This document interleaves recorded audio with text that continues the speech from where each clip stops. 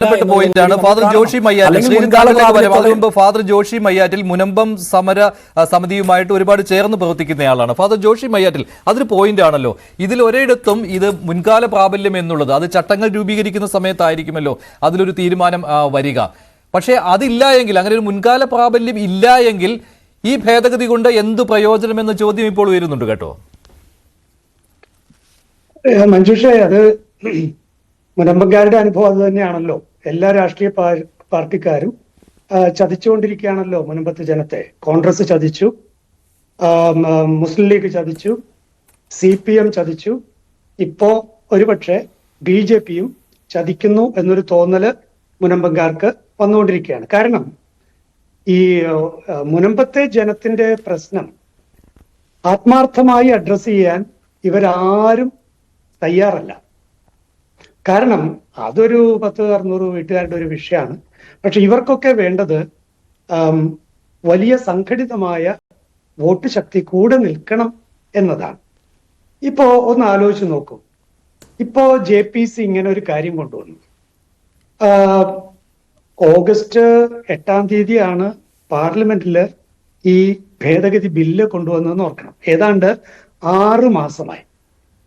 മഞ്ജുഷ് എപ്പോഴെങ്കിലും കേട്ടോ ഇവിടെ കോൺഗ്രസ് പാർട്ടിയോ മുസ്ലിം ലീഗോ CPMോ CPIയോ മറ്റേതെങ്കിലും കേരളത്തിലെ രാഷ്ട്രീയ പാർട്ടിയോ ഭേദഗതി എന്ന വിഷയം ഗൗരവമായൊരു ചർച്ചയ്ക്ക് ഇവര് എടുത്തോ? ഭേദഗതി ഇപ്പൊ പറഞ്ഞല്ലോ, ജിൻഡോ ഇവിടെ പറഞ്ഞല്ലോ, ഭേദഗതി ഓരോ കാലത്തും വേണമെന്ന് പറഞ്ഞല്ലോ.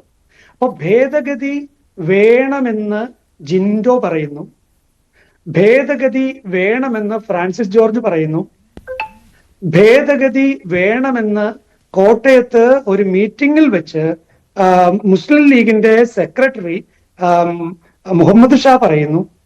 ഇങ്ങനെ തരം നോക്കി പറയാം എന്നല്ലാതെ ഗൗരവമായി ഒരു രാഷ്ട്രീയ ചർച്ച നടക്കേണ്ട ഒരു അജണ്ടയായി അവർ ഈ വിഷയത്തെ എടുത്തോ? ഞാൻ നേരത്തെ പറഞ്ഞ സെക്ഷൻ 40 അതിനെ ആ രീതിയിൽ തന്നെ ഒഴിവാക്കിയത് അത് ഗുണമോ ദോഷമോ? അതിനെ അങ്ങനെ അത് നല്ല ഉദ്ദേശത്തോടു കൂടിയാണ് എന്ന് എന്തായാലും ജിൻഡോ സമ്മതിച്ചിട്ടില്ല. മുസ്തഫ മുണ്ടുപാറയും അത് നല്ല ഉദ്ദേശത്തോടു കൂടിയാണെന്ന് കരുതുന്നില്ല. താങ്കളുടെ ഒരു നിലപാട് എങ്ങനെയാണ്? സെക്ഷൻ 40 അതാണ് വേറെ വിവാദമായത്. സെക്ഷൻ 40 ഞാൻ നേരത്തെ ഇവിടെ വായിച്ചത്. സെക്ഷൻ 40 ഒഴിവാക്കുക എന്നുള്ളത് വളരെയേറെ അത്യാവശ്യമായിരുന്നില്ലേ? സെക്ഷൻ അതായത് ഈ ഭേദഗതി ബില്ലോ പോട്ടെ, അത് പഠിക്കണ്ട നിങ്ങൾ. ഭേദഗതി ബില്ല് മാറ്റിവെക്ക്. വഖഫ് ആക്ട് എടുത്ത് പഠിക്കാമല്ലോ. വഖഫ് ആക്ട് എടുത്ത് പഠിച്ചിട്ട് ഇതിൽ എവിടെയൊക്കെയാണ് പ്രശ്നമുള്ളത് ഒരു എക്സാമ്പിൾ, കൃത്യമായിട്ടൊരു എക്സാമ്പിൾ നമ്മുടെ മുന്നിലുണ്ട്. മുനമ്പത്തെ ഈ പ്രശ്നം ഉണ്ടായത് എങ്ങനെയാണ്? വഖഫ് നിയമത്തിലെ ഏതു നിയമങ്ങൾ എങ്ങനെയൊക്കെ ഉപയോഗിക്കപ്പെട്ടു? ഇതൊന്ന് ഗൗരവമായിട്ട് പഠിക്കണ്ടേ? ഞാൻ പറയുന്നത് ഇവർ ഇങ്ങനെയുള്ള ഒരു കാര്യത്തിനും തയ്യാറായില്ല 6 മാസമായിട്ട്. എന്നിട്ട് ഇപ്പൊ JPCയിൽ അതില്ല, JPCയിൽ ഇതില്ല എന്ന് പറഞ്ഞിട്ട് വല്ല കാര്യമുണ്ടോ? കുറച്ചു നാൾ മുമ്പ് ഇവര് ഇതൊന്നും പഠിക്കാതെ നമ്മളെയൊക്കെ വിഡ്ഢികളാക്കുകയാണ് മഞ്ജുഷ്. ജനത്തെ മുഴുവൻ ഇവർ വിഡ്ഢികളാക്കിയാണ്. ഫ്രാൻസിസ് ജോർജ് അദ്ദേഹം മുനമ്പം അവിടെ വേദിയിൽ വന്നിട്ട് പറഞ്ഞത് ഓർക്കുന്നുണ്ടല്ലോ. അദ്ദേഹം പറഞ്ഞ 2 കാര്യമാണ്, ശരിയല്ലേ? ആ 2 കാര്യം പിന്നീടും അദ്ദേഹം വിവരിക്കുന്നുണ്ടായിരുന്നു. അതിൽ ഒന്നാമത്തെ കാര്യം എന്താ? ഒന്നാമത്തെ കാര്യം ആർട്ടിക്കിൾ 40 ആന്നേ. അദ്ദേഹം തെളിച്ച് നമ്പർ പറഞ്ഞില്ല എന്നേ ഉള്ളൂ. ആർട്ടിക്കിൾ 40 ആണ്. രണ്ടാമത്തെ കാര്യം എന്താ? ആർട്ടിക്കിൾ 83 ആണ്. അപ്പോൾ ഭേദഗതി വരുത്തേണ്ട സെക്ഷൻസ് ഏതൊക്കെ എന്ന് പഠിക്കുകയാണെങ്കിൽ അത് നമുക്ക് മനസ്സിലാവും. ഇനി ഫ്രാൻസിസ് ജോർജ് ചെയ്തൊരു കാര്യം മനസ്സിലായോ? അദ്ദേഹം ഭേദഗതി ബില്ല് വായിച്ചിട്ടില്ല എന്നും എനിക്ക് മനസ്സിലായി. കാരണം അദ്ദേഹം പറഞ്ഞ എന്താ? ഈ 2 കാര്യങ്ങൾ, ഒന്ന് വഖഫ് ബോർഡിന് ഇതുപോലുള്ള അമിതമായ അധികാരം ഒറ്റയടിക്ക് അങ്ങോട്ട് പറയുന്നു, അതങ്ങോട്ട് തീരുമാനിക്കുന്നു, അതങ്ങോട്ട് ബ്ലോക്ക് ചെയ്യുന്നു.